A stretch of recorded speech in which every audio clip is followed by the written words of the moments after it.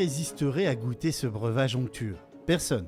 Le miel, produit savoureux, fruit du labeur de ces petites abeilles en activité constante, la famille Fourneau, Catherine et Jérôme les connaissent bien, et surtout le miel qu'elles produisent à l'exploitation familiale depuis 1977. Jérôme, lui, s'occupe du cheptel d'environ 1000 ruches pour la production de miel et de pollen. Tout un savoir-faire et aussi une passion pour cet insecte pollinisateur indispensable à la vie et qui, ici, est de taille d'un peu plus d'1 centimètre et de couleur brune. Là, on enfume un peu les abeilles pour les prévenir qu'on va les déranger. Donc le fait de les enfumer, ça évite le stress. Pour qu'une ruche nous produise à peu près 35 kg de miel pour l'apiculteur, elle va produire à peu près 150 kg de miel pour elle. Au total, sur l'année 2022, un peu plus de 35 tonnes de miel ont été extraits et tout est conditionné sur place. Fabrication de pain d'épices, des nonnettes et bonbons et bien sûr les pots de miel de différentes variétés.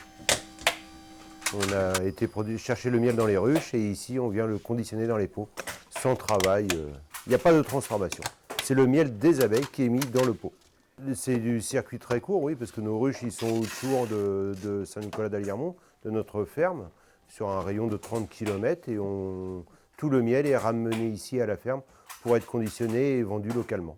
Jérôme et Catherine sont apiculteurs transhumants et récoltants. Ils déplacent leurs ruches dans différentes régions, comme la forêt de Fontainebleau pour le succulent miel d'acacia, la forêt de Halat pour le goûteux miel de tilleul, dans le Maine-et-Loire pour le puissant miel de châtaignier.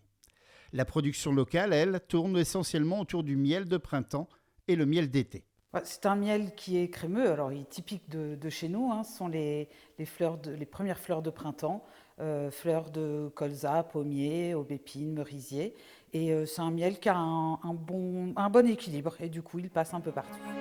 De quoi épater les papilles gustatives. Jérôme et Catherine Fourneau continuent à écrire l'histoire de leur passion pour le miel dans le Pays de Bray, en le déclinant de différentes façons, allant du pollen sec au pain d'épices, en passant par les savons au miel et des confiseries. À vous de faire votre choix.